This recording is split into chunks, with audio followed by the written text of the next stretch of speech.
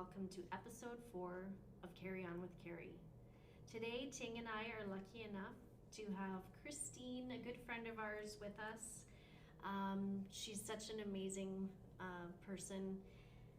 Kristine has degrees in social work and leadership. She's a certified life coach through the International Coaching Federation, and she's a survivor and loyal loved one to many people in her life that have struggled with mental health issues. And on a side note, for me, I want to welcome you here, Kristine. Thank you. So honored to have you here.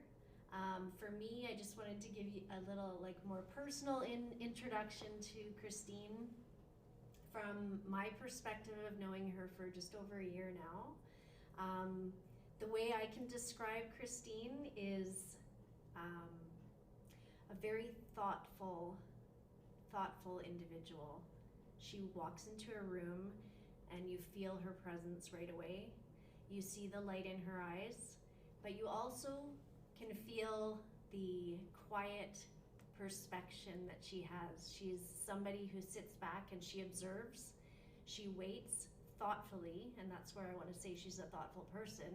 She listens and she thoughtfully thinks of what to say next.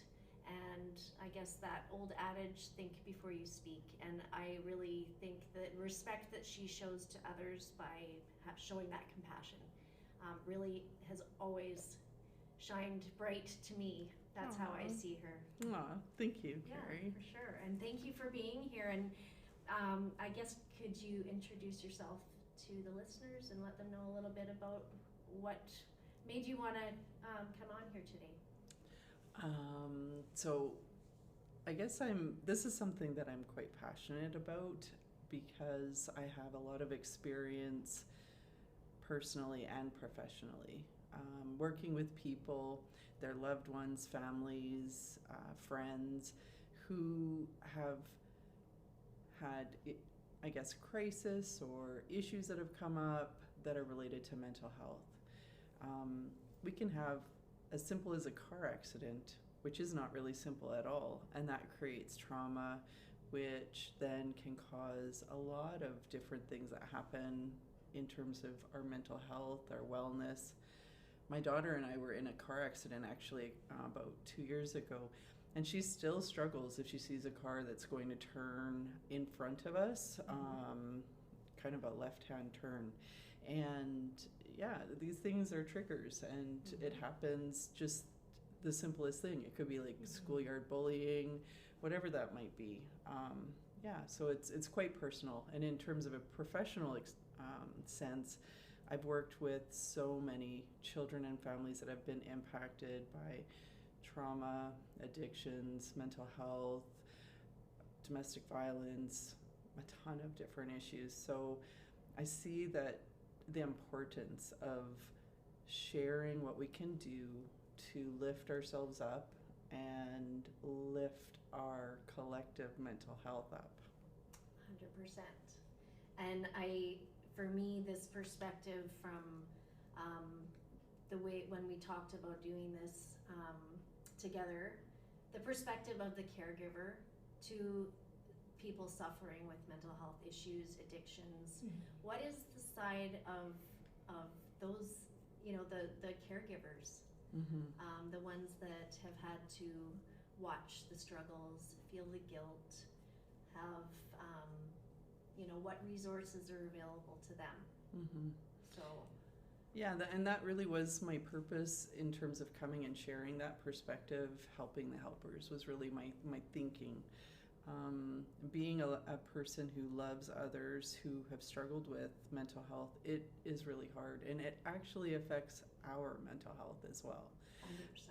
Yeah, and it doesn't mean that that I don't have my own ups and downs and mental health issues. I don't have any diagnoses, but I thought I could just Google it and become my own doctor, and I self-diagnosed anxiety. High-performing anxiety, I've realized. I've been learning a lot about it, and I didn't really realize what that meant. And one of the podcasts that I'll reference when we're talking is the Mel Robbins podcast. I listen to lots of different podcasts, but that one has just been where I'm at right now.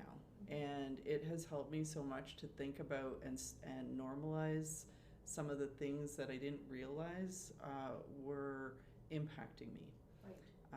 And for example, anxiety, and the fact that actually that comes from a state of alarm, physiological alarm within our bodies, and we respond to that, and the response and the behaviors kind of are conditioned, and then we revisit old patterns of behavior which maybe aren't healthy anymore. Right. And I see that with my kids. I can see when I start to get that alarm and I become anxious and I want to have something happen and to make it better, to fix it, to do something. And here's a really good example. Actually, last night my stove broke. Like the elements wouldn't work, and I'm like trying to figure out, okay, so I'm going to cook this casserole somehow in the microwave in parts and pieces and get out the door to go pick up my son and have food ready. So anyways, I got most of it done. I got my daughter to help with a couple of things. I went and picked up my son, and then I came back and I was trying to get everything ready. It was almost done. It's in the microwave, and I'm cleaning up dishes because now I've got like double the dishes that I needed from going from oven to microwave. And I'm like, I'm not leaving that. I'm going to go sit down and eat and then come back and have to clean all that crap up. So as I'm washing the dishes, I'm thinking, and I'm becoming more anxious. I need to make sure that they're eating. I want to have the food on the table. And I'm getting anxious and I'm getting upset, and I'm thinking, like, why are they sitting on their butts at the table? They're teenagers. Like, seriously, they could get up and go get that thing and put it into onto the table to start serving them. And then I thought about the podcast, Mel Robbins' podcast, that I had just listened that morning, and it was called Let Them. Okay. And so I thought, okay, I'm going to use this strategy. I'm going to let them just sit there and not eat. And I'm going to finish cleaning these dishes, so my anxiety and my peace and joy kind of is going to be taken care of. And if they come get the food, great. If they don't, that means I will enjoy it with them. So I'll just let them just sit there. They sat there, I got the food, I sat down, I was peaceful, and we ate together. Nice. So, yeah, I see those patterns of alarm and behavior and anxiety still come up today. And the fact that I can see it, it means I can address it. Right. Whereas before, I never knew what I was doing. I just responded and reacted. Right. So it's been an evolution for you too, even with your social work background. Totally. It's just evolving the learning and the awareness, self-awareness of. Yeah, and being able to translate some of that to others. And there's a huge difference, I have to say.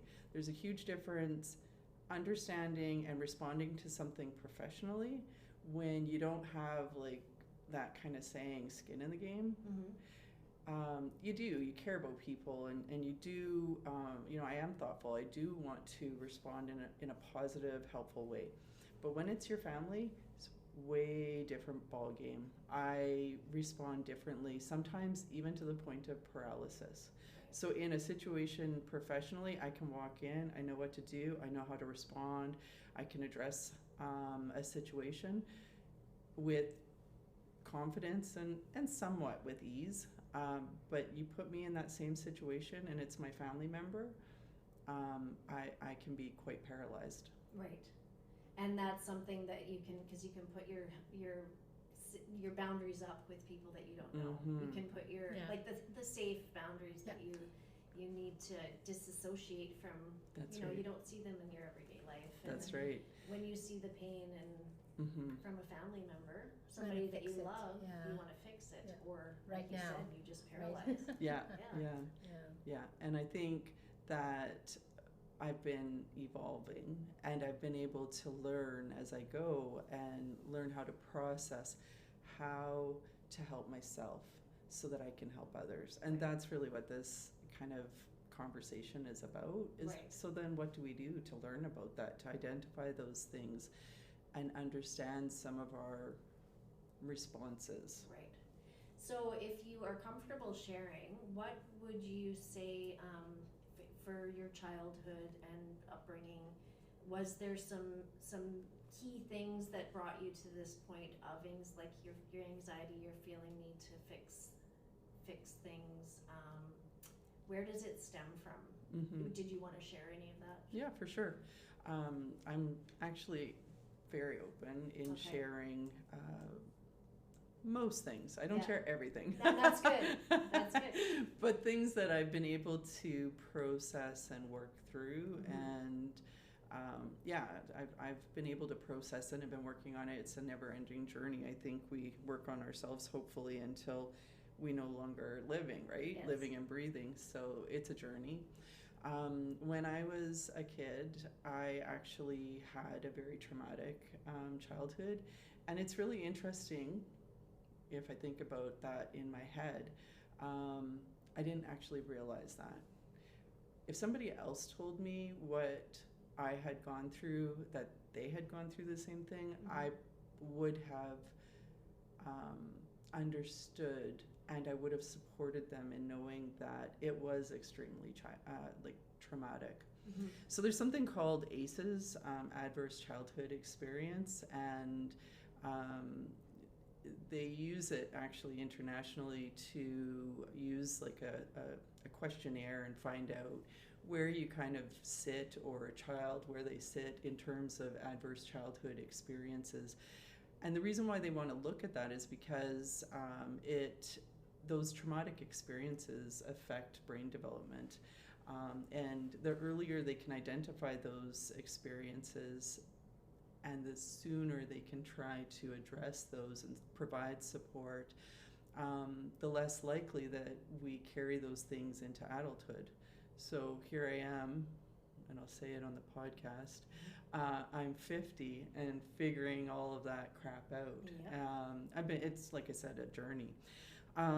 Yeah, so as a child, I had, my first memory was actually my dad and mom having a very violent fight. Right. And it was verbal, it was physical, and I was about 4 years old. That's my first memory. I have lots of intermittent memories throughout childhood, and I have certain things that strike me. One thing being before the age of 5, and this is more of a story that was told to me, but also a feeling that I still have Right. in my body. We used to live in rural Ontario, and there was a party line, and I knew how to use the party line, and it connected to my grandparents. And one day I couldn't wake up my mom, and I didn't know what was going on. I couldn't wake her up, but I knew how to use the party line. So I picked up the party line, and my grandparents got on the phone, and they were able to come and find out what was going on. And that was the first time that, when I was alive, that I'm aware of, that my mom tried to kill herself. Right. Wow. And so that was kind of the beginning of knowing her mental health, her depression, like long-term chronic depression, and suicidal ideation. That was my journey as a child. Right. So there was domestic violence, there was and disharmony in the home, there was mental health, there was suicide. She also struggled with mental health issues that I have no clue really what those diagnoses are. Right. But there were good times and there were bad times. Right. And that's part of it. It comes with the good and it comes with the hard times, right? Mm-hmm. And that's a lot to go through as a child. Mm-hmm. Do you find that, have you found over the years, like you said, it's just kind of comes up from time to time? Is it like with trauma, you never know when you'll be triggered by different things, or is it something as you've evolved through that, do memories pop into your mind? Do you? Not really. No? No, I've worked through a ton of that. I don't talk about it all the time, obviously. I think about it sometimes. That was the first time, and then there were other times throughout my childhood and my teenage years where my mom would either be very healthy and stable, and then there were times when she was so unhealthy, unstable, severely depressed. She would be mentally, it's hard for me to say abusive because I was a fixer in the situation. Right. And I talked to you about that before. So that was your coping. My coping Yeah. was to fix everything. Right. My coping was to think that there was something wrong with me in that situation, in all of those situations. They argued when they were together. I would lay in bed and pull the blankets up to my neck and be terrified. I always thought it was something about me. And what I've come to realize that it never really was anything to do about me, but I internalized it. I had this panic, this alarm, and then I had this response where I felt like I needed to try to make things better. I was always on eggshells, always trying to make things better with my mom. And in that situation, calm it down between her and my dad, or just even when she wasn't there, because he would work away for long periods of time. So just trying to calm it down with her. And because of her lack of boundaries, she treated me like a best friend. So she would tell me things that were not kid appropriate. Right. And so I took that role on. Mm-hmm. And so all of that to say, like, I'm very happy that I guess that I kind of came out of that with primarily the anxiety and not a whole schwack of other things like substance use and other potential disorders or diagnoses. I've been quite lucky that way. But how it manifested is this sense of needing to take care of things, to try and get to take care of others. I actually, when I was 8 years old, people would ask me, what do you want to be when you grow up? And I said, a social worker. Right. Wow. That's so early. Mm-hmm.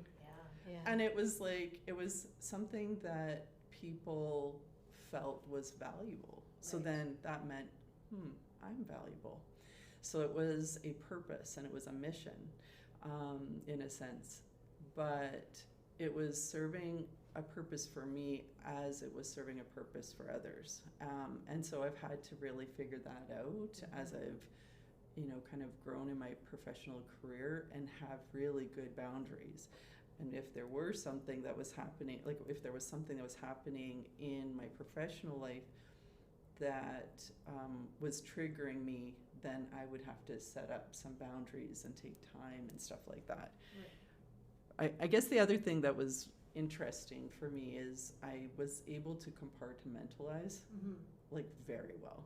Okay. So my brain, I think, it just takes stuff and puts it into little boxes, and then I shut it off and I just carry on, not with Carrie at the time. Carry on with Carrie. I carry on with myself and just do what I have to do. Mm-hmm. So I push through and just keep on going. Yeah. Now, do you think those were skills that you learned on your own, or was it something like through social work?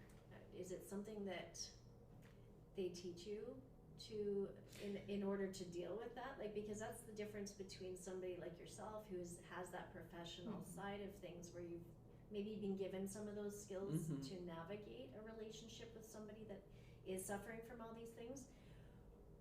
Was it a bit of both, self-taught and learned through your practice? Or? Yeah, I think a bit of both. Okay. A lot of self-taught and practice, though. When I did my social work diploma with Grant MacEwan. It was college at the time. It's university now. And they did do a lot of inner work and then turn in, like the second year, look at how you support others. So like, how do you address your own issues so that you can be present and be a helper and a supporter, right? And so, yeah, that was my journey to kind of start to learn how to do that. And then my gift of compartmentalization. I'm able to kind of go in and talk to people about what is affecting them versus really even opening up that little Pandora's box in my brain that that it is always sitting there. Right, right, and that's the key, I think, for anybody. Even talking about, even sitting down to do this podcast, I've had to learn, and when I'm talking to other people about mental health, I want so many people to just feel comfortable and open up about it, but at the same time, try not to trigger or open up a Pandora's box for myself, and even for a listener to take this as loving and kindness and a gentle way of finding support. We aren't, Kristine is, I am not a mental health professional. I can't offer any professional advice. But again, it's learning how to navigate telling your story without letting it affect you in a negative way, I guess. I think it's about processing and being able to come to some kind of peace with what has happened. And something that somebody said to me, one of my close friends, she's like, "You're always optimistic." And I am. So I always see it as opportunities. There's this thing that my kids and I would do, and we talk about what would you do if, and things like that, little questions when you're on car rides.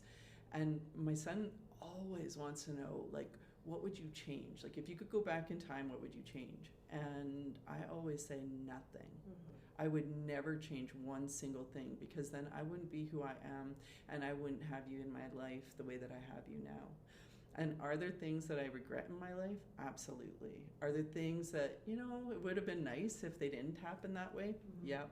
But then I wouldn't be who I am, and I wouldn't be able to help the people that I have helped. Right. So I feel like, coming to peace with myself, with the situation that I went through, has really helped me to be a better human being, honestly, and be better with my kids.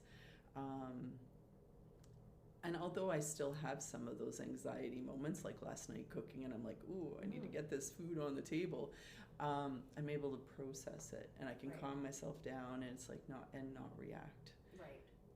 So now, as far as how to, so as somebody who's had to take care of that and had that growing up, what was the help that did you receive any help from health services, from any kind of outward source that would help yourself? Did you have another family member perhaps that stepped in to see that you were kind of dealing with things okay, or was that just a time where that wasn't really noticed? Well, I think it was not really noticed back at that time, but as I became a young adult and I went into the field that I did seek therapy, and I don't know if it's still going. Sorry about that. We had a little bit of a glitch there. That's okay. It was a virus threat. Yes. Computer virus threat. Not coronavirus. Yeah, not corona. Not corona. No, we're good. I was just saying that I was able to seek out therapy and started to find things that would help me become centered and grounded. And that's been a continuous process. So up until like last year, like you mentioned, we met each other through a meditation group, and that I had done meditation prior to, and I know certain things that really helped me, but that was the first time I was actually joining other women in meditation and in sharing our experiences, which was really important, and it was so helpful because I had already started that journey to start letting go of those old tapes, the old thoughts that I had been keeping kind of running without even knowing. So yeah, it's so important to take care of ourselves and find different methods to do that. one of the things that I like to do, I don't do it all the time, but I have I'm going to say this wrong, djembe. It's a drum. Okay. And I love it so much. It's like one of my favorite things. And I don't just randomly like go and hit it. I can't do that. So I turn on music onto like a speaker, and then I play alongside the music, and it makes me so happy. Yeah. That's meditation. Yeah. And I love gardening. I love reading. I love being out in nature, walking my dog. Things that they're the little things. Spending time with my kids at supper time, and then either during supper or after supper, playing the dice game and spending time together. Little things that actually help me stay grounded.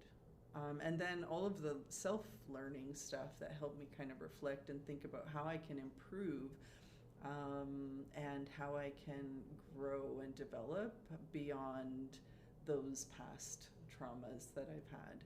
Because you never really get rid of it. You can have peace around it, but it doesn't really totally go away. It is still part of who you are. Yes. And so just recognizing that and being compassionate and caring for myself and for people who are helpers. And maybe you haven't gone through the kind of trauma that I did when I was younger.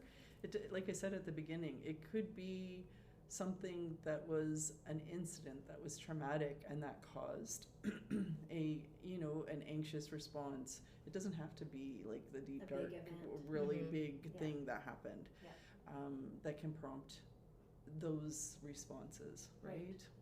So how would you say that, the way healthcare and mental health has gone right now, what do you have any resources for somebody, for the caregiver, for somebody going through, that you might have the person suffering who, say, goes to the hospital, goes to the doctor, finds the therapists, and gets all the help. But where do you find, is it something that you're just expected to be strong enough to know how to find your own help, to get your own, to be your own advocate? Maybe you're healthy enough to do that, but sometimes because that's your own trauma then, and that can manifest into you have a mental health problem as well. So and that's a really good point that I actually didn't get to, but I was thinking about, is that actually supporting a loved one who has mental health struggles, ups, downs, whatever's happening, that in itself can be traumatic, and requiring support for that is huge. I would say in terms of supports, there's a ton of supports, but sometimes I'm going to be totally honest, it's really hard to access. It takes forever to get some kind of support and wraparound supports. So the best thing that I would suggest is that you keep trying and you keep talking to people. I tell people that are struggling, say with their, if they've got a child or a teenager who is struggling, the healthcare system probably doesn't like this, but I say take that person to the children's walk-in, like this. Go to the Stollery if you're in Edmonton, and you go into that emergency ward and you sit there the whole time, because every time you do that, even though it's painful, it's long, it's recorded, and the system knows that there's evidence that there's an issue, and that you've continued to seek support, maybe treatment, advice and guidance. If you don't do that, then when you go to ask for help and it's at the crisis state, then you're told, well, what have you tried, right? What have you done? Yeah. What have you done? Yeah. And it's so walking into Emerge, that is a strategy, but accessing other things that are available. Super good resource is if you go onto, you Google 211 and you look for different types of supports. They'll give you like the kids helpline, the support network line. Access 24/7. Access 24/7. If you have benefits through your work, or like maybe an employee and family assistance program, Yeah. they usually have some type of supports. I used to work with Children's Services, and I was an investigator for many years, investigating child abuse Can't and imagine that. Oh gosh. yeah, child abuse and trauma. And I just lost my train of thought. Resources. The resources. Oh, the resources, yeah. And the school system has that too. well, they do to an extent, To an extent, but yeah. you need to talk to your kid's school if it is for a child or Yeah. a teenager, because they need to know Yeah. that there are some struggles and to get that support. It's kind of scary though, because sometimes there's worry about stigmatization and Labeling, you know, being treated differently. But that's where you, as a helper, you have to be an advocate, and that is why you also, because it's so hard to advocate, that's why you have to take care of yourself. Right. Yes. And so that comes down to the self-care, like you said, and you found meditation and your way of grounding yourself to get past maybe the like you said, the moment of anxiety yesterday with the dishes, just something that comes up. And I think that's the important part. I know for myself, as being somebody who has suffered from depression and mental illness, and I know for me, part of the guilt also comes from knowing that I've affected the people that are around me. And so then it's just like that circle. And but I think as well, these conversations on how, like, it's not just to take away the guilt from the caregiver, the guilt, because really guilt is surrounding this whole issue. Guilt and regret and remorse, and then it's just this fear. Yeah. Abandonment, shame. Yeah. There's just so Yeah. many feelings, and all those feelings are okay, but to hone in on the fact that if we start having the conversations, and that's why I'm so grateful to you and to the few that have been brave enough to step up and say something and to talk about it, because then maybe we can have from both perspectives. I could, like, I am lucky enough, I don't mean to drone on about myself here, but my mom and dad, my family have been so supportive, but in that I wonder, well, how are they doing?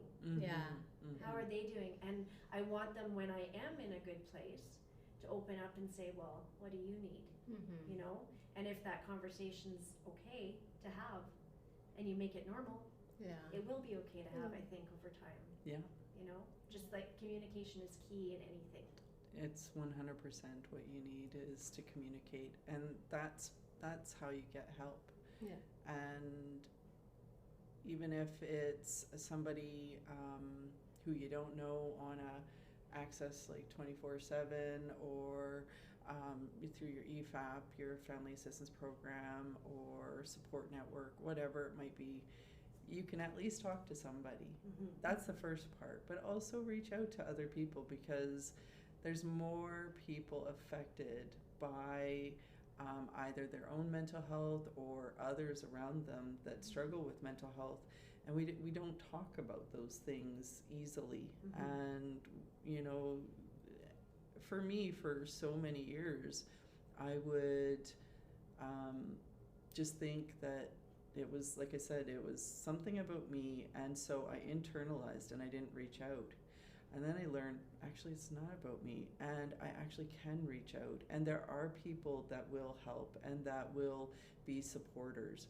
So, and people like me. It's so funny, because I could do it for others, but it was so hard to reach out and do for myself. But once I started doing that, I started to actually heal. Right. Wow. Yeah. So as far as kind of how your journey with social workers, you said you worked with children's services, suicide, what level of Now, that must have been difficult for you to navigate, I would think, if you've dealt with so much of that as a child. How did you navigate, like, what advice can you give to a family member, especially somebody who's, you know, a parent that maybe is found, or your child is in their teens? Sometimes now it's as early as before their teens that the suicide ideation comes up, the self-harm. How do you give hope to parents and caregivers, and take the onus off of them and the responsibility of those feelings from them? Is that possible? Well, and that's why I'm like, oh, I'm Do you know thinking what I mean? about that. Is It's that a so hard one? hard Yeah. because as parents, I think, and as a loved one to somebody, there's always going to be an impact, Right. no matter what. But understanding where your sphere of control starts and ends, meaning you have control over what you do, how you behave, what you even think about. You actually have control about those things if you reflect, if you really work on it. And it's hard. But you do not have control over what another human being is going to do. Right. How they're going to behave, how they are going to act, how they're going to impact others. We can't fix it for somebody else. And actually, I found I wrote a poem a long time ago, and I called it "Little Miss Fix It." It was about myself, and little did I know at that time really what that meant. And really, it was like me trying to rescue the world and trying to fix everything and take on all of this responsibility. And I've come to learn that that's exceptionally arrogant, actually, in my mind. I didn't realize that because I thought I was helping. Like, I'm not arrogant. What are you talking about? Yeah. But how arrogant to think that we have power and control over another human being. We really don't. No. All that we can do is be in control of ourselves, our responses, our behaviors, how we react to situations, and support that person through whatever it is that they're going through, and provide that support. Ask them what they need, not tell them what they need. Yes. And then ask yourself what you need. Yeah, exactly. And that's the helping yourself. Like, Yes. it's hard going through that. Yeah.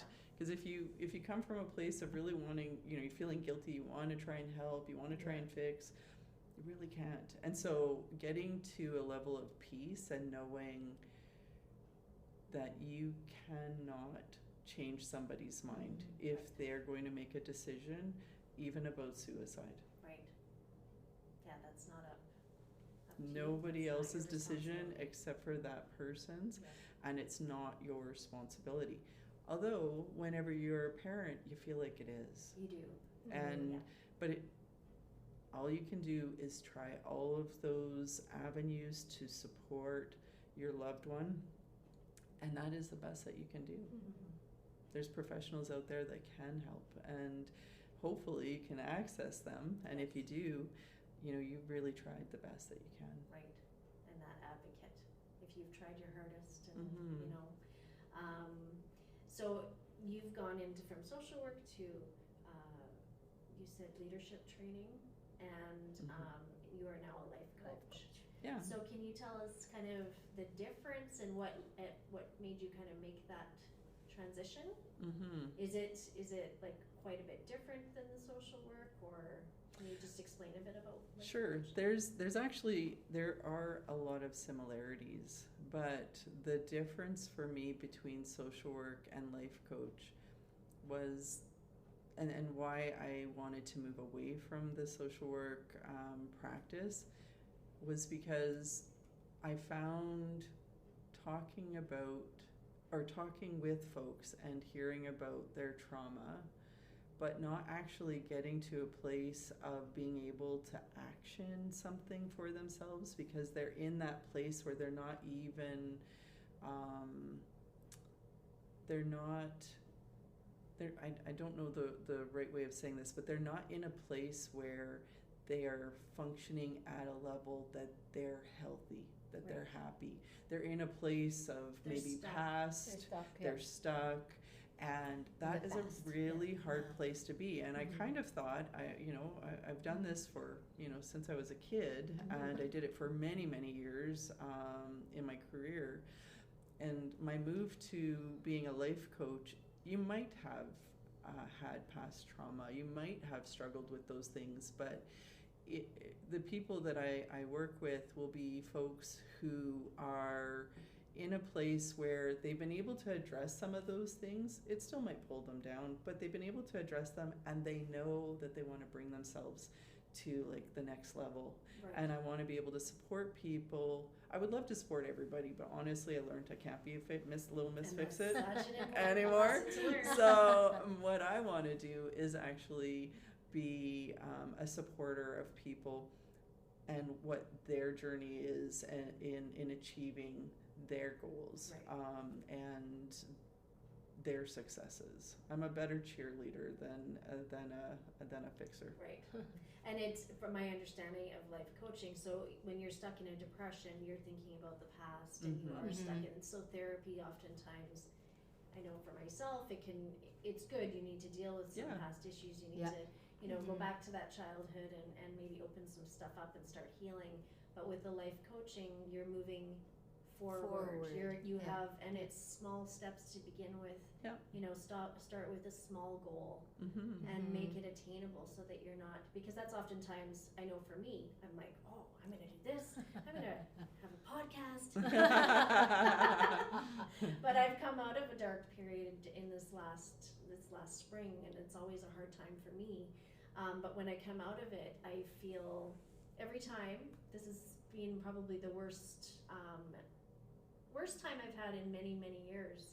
And maybe it's also my age. I turned 50 this year, and there's all these just different things that have changed in my life and my world. And so going into, I wanted this to be about how to heal and how to move forward from that. And I think that's where life coaching is 100%. Right? Yeah. Because I don't think a lot of people understand that. Yeah. And I'm going to say I'm a baby life coach. I'm uncertified. I've done, probably 150 hours of coaching. And so I'm still developing even my own style and my own kind of niche. But I think the biggest thing for me is really supporting people to get to that next level, because they really see that they want something more in terms of developing themselves, striving to improve themselves or get to the goal, whatever it might be. It could be work, it can be personal, it's attainable, and I love working with people who want that and who I can support to actually get there and see their successes. Right. And I guess everybody's at a different point when they come to you as well. For that, right? Totally. Whether it be, like you said, your career, you want to run a marathon, like you can work at one little thing at a time. At work, when people have professional career goals, things like that. Right. I do that. I've worked in an organization as a leader in an organization for several years. So I do a lot of career coaching and supporting people in achieving their goals and prepping for interviews and things like that, because I just love supporting people obtaining what their dreams are, and living their best life and being their best version of them, essentially. So, what can you, I guess if you wanted to have any kind of superpower, I asked Ting, it's a hard one. And I think we all have our superpowers that we already have inside of us, but if you were to be able to have anything, what would you hope for? Is it what I have, or is it what I would like to have? What you would like to have. You Or have maybe superpower what you now. have, like, You have a what- superpower now. Yeah. Well, because I love that you asked me that. well, because Yeah. I've thought about what my superpower is, and I don't know it exactly, but I think there's two things about me. Perseverance. Mhm. I keep going. I am like the effing Energizer bunny. I just keep going. I Yeah. keep trying. I keep trucking. I don't give up. It's like I look for the opportunity. I look Mhm. for the light side of the situation. And that's the second superpower is I truly feel like I have I guess I don't know how to say this, but I have a light that shines and I know that it's there. I just struggle to show it and share it. And now that Ooh. you've heard my description of when I first met you, Mhm. that's You're a exactly light. what I saw when Yeah. when you came in. Mm-hmm. A bit cautious, yes. Yeah. I got that right away, It's but like- that light, Light. yeah, Yeah. 100%. So yeah, I would Yeah. have to agree. That's definitely. Yeah. I don't know if it's too heavy, but I did have a poem that I wrote that I wouldn't mind sharing. I would absolutely be so honored if you would. And it's from the perspective of a helper Okay. and the journey that you might be on. And the reason why we talked about everything here, because it's so important to know that you're not by yourself, you're not alone as a helper and as a loved one, that you need to recognize that you need support and take time for yourself. Mm-hmm. So if I could, Getting emotional. That's okay. I've been on a ride for a long time. Carrie, if you cry, I'm gonna cry. Tissue, tissue paper. Okay. So I told you what I lived with my mom, and she was actively suicidal.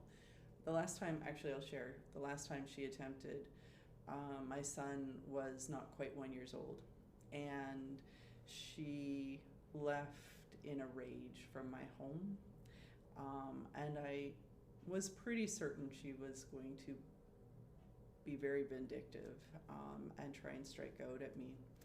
And she even told me that I would, what did she say? She said that I would regret whatever it was that we were fighting about.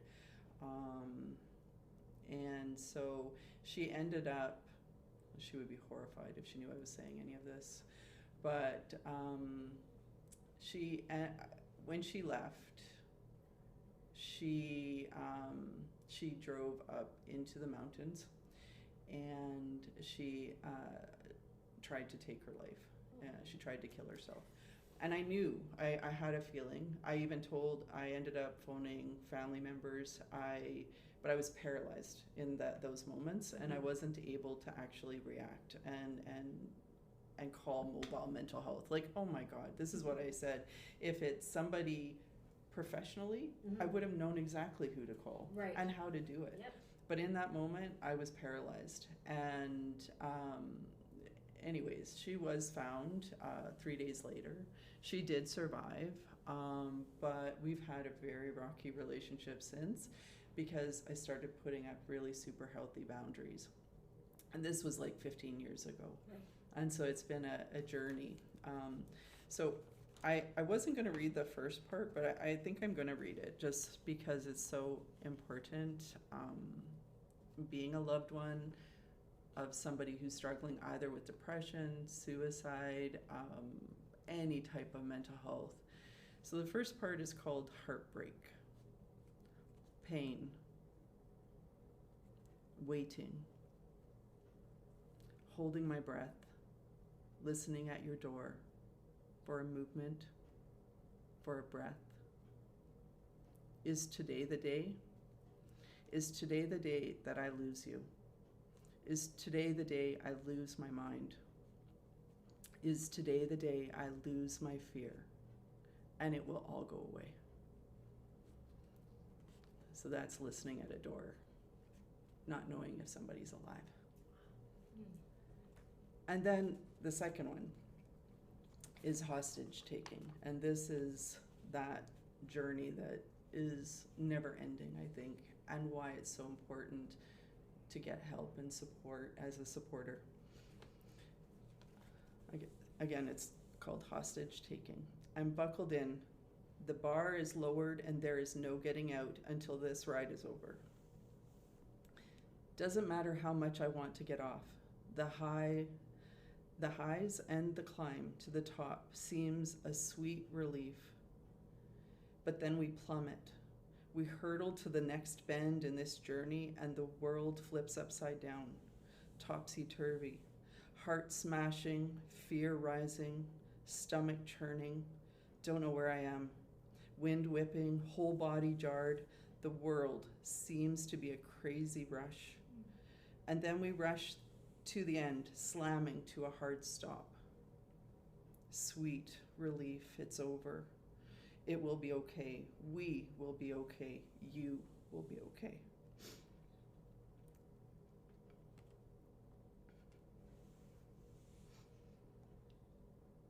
A life lived. A life loved. A life full of hope. A love and light. But wait, I'm buckled in.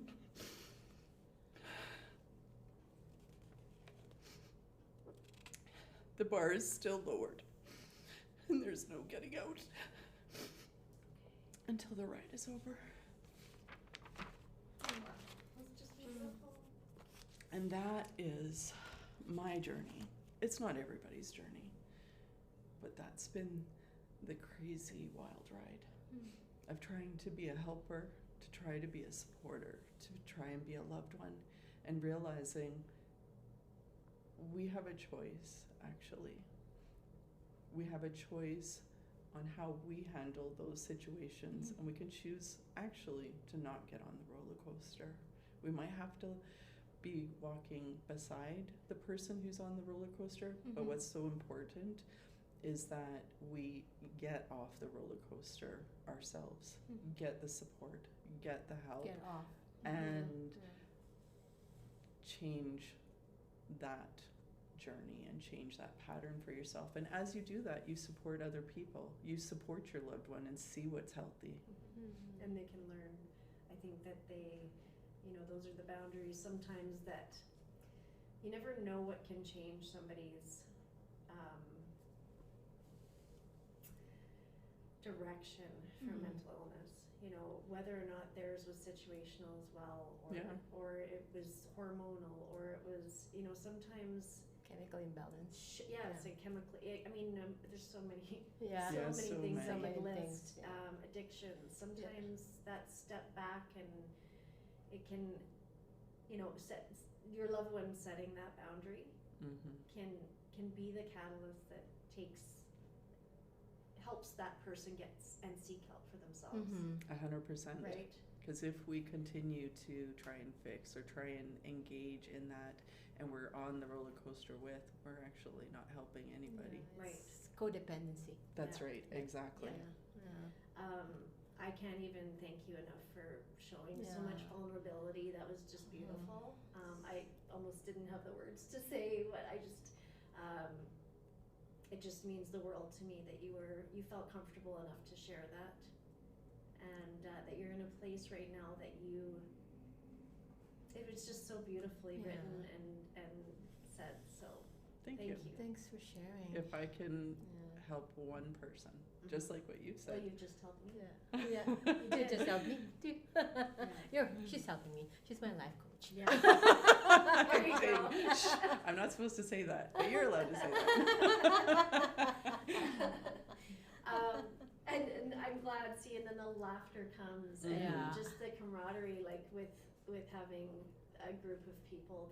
That's the other thing, is the community, and if there is a community around this, we have so many communities around other diseases and disabilities, and this is something that, because we can't see it, It's sometimes invisible. physically see it, it's invisible, Yeah. and so that community is you know, it's not always there, or we don't feel like it's there. Yeah, So if that's part of the normalizing, that's right. Yeah. right? Yeah. And I know for me, I don't know about you guys, but that's how it's meant to have friends and other women that Yeah. that you can trust. It's life-changing, so important. It is 100%. So, this has just been such a great conversation. I really hope that you would feel comfortable to come back, because I feel like there's so much There's more you more. have to share. Part two.